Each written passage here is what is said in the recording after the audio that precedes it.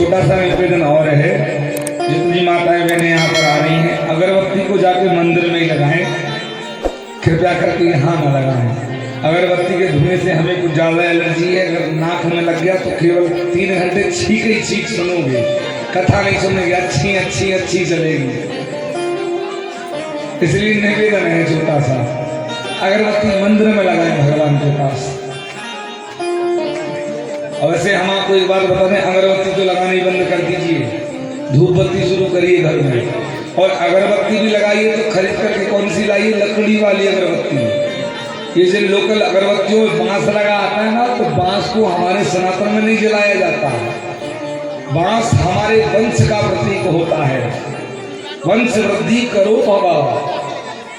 बांस जो है वो हमारे वंश का प्रतीक है और बांस को कभी जलाना नहीं चाहिए। इसलिए बांस वाली अगरबत्ती तो लगाइए मत, बिल्कुल मत लगाइए। लकड़ी वाली जो अगरबत्तियां आती हैं वो ठीक है, बांस की पिंच वाली अगरबत्ती घरों में भी नहीं लगाना चाहिए, वंश की वृद्धि रुक जाती है उससे। ऐसी बहुत सारी चीजें हैं जो हम जाने कितनी बार जानबूझ करके और अज्ञानता में कर देते हैं, है ना।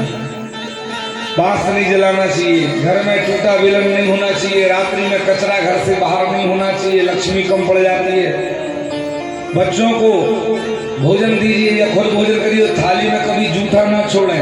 अगर बच्चे थाली में जूठा छोड़ रहे हैं तो बच्चे पढ़ाई में कमजोर हो जाएंगे, उनका चंद्र खराब हो जाएगा। जो बच्चे थालियों में जूठा छोड़ते हैं वो पढ़ाई में सबसे कमजोर बुद्धिहीन होते हैं। चीज बार बार उठाने से भी याद नहीं होती। देख भैया, घर के आंगन में बार बार पानी बगरता है तो घर में लड़ाई झगड़े ज्यादा होंगे। अत्यधिक जल घर के बाहर बगराने से चंद्र खराब होता, पति पत्नी के झगड़े होते ज्यादा। ये नियम है, सावधान होकर इन नियमों का पालन करिए। जिन घरों में दीपक नहीं जलते सुबह शाम, उन घरों में भूत रहना शुरू कर देते हैं। एक बात और विशेष बता दें हम आपको माताओं को, अभी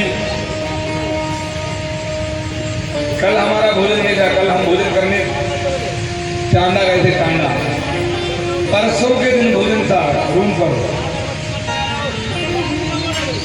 हाँ, परसों रात में भोजन किया। क्या हो गया बाबा?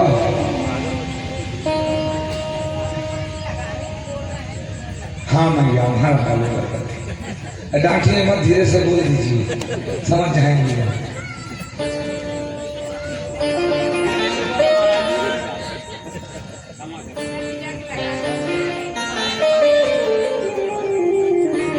अगरबत्ती लगाइए मत, चला दीजिए, हम इकट्ठी पंडित जी से लगवा देंगे, जगदम्बा प्रसन्न हो जाएगी। तो ध्यान पूर्वक सुनो माता। परसों के दिन हम भोजन कर रहे थे, भोजन करते करते हमने कहा कि मैया को बनाने वाली बहुत अच्छी दीदियां हैं बेचारी, 2 भाइयां हैं, वो भोजन बनाती हैं रोज। अब 2-4 टाइम से हमने करे नहीं है भोजन के।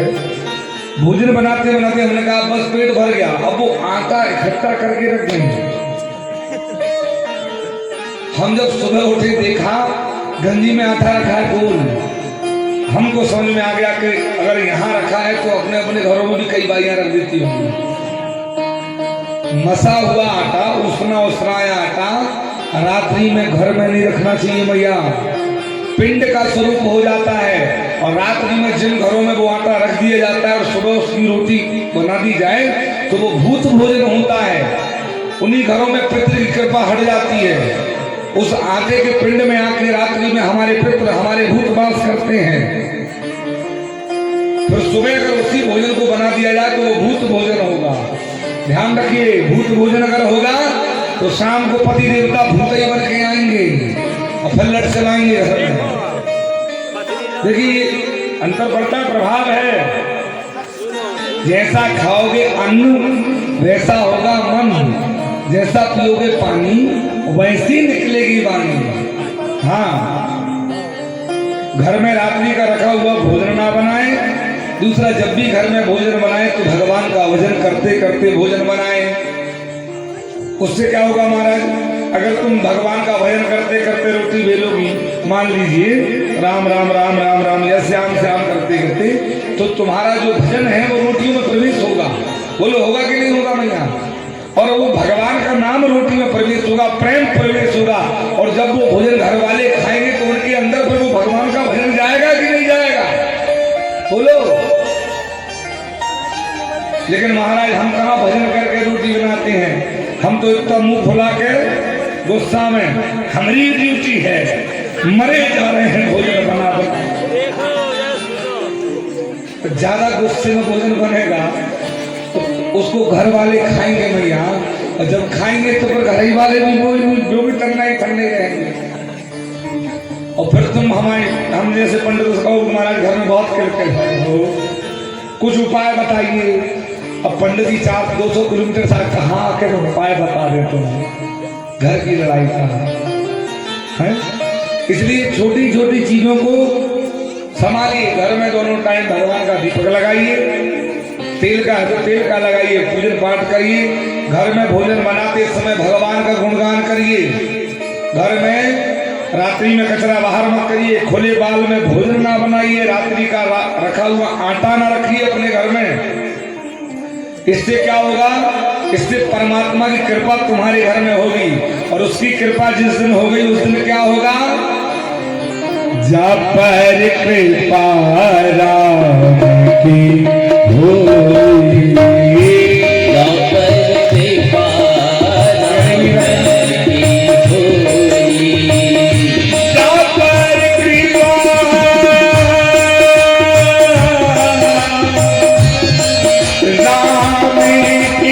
होई,